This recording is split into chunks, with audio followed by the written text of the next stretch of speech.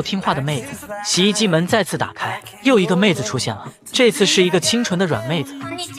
两人一起甜蜜约会，阿伟给妹子买了好多东西，妹子也直夸阿伟。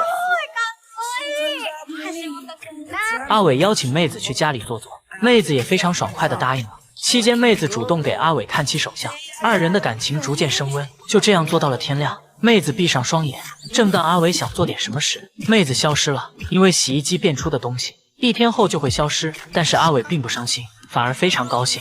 从这以后，阿伟变了，洗衣机开始出现各种女友，先试试可爱型的，再来一个御姐型的，还有一个贴心女友。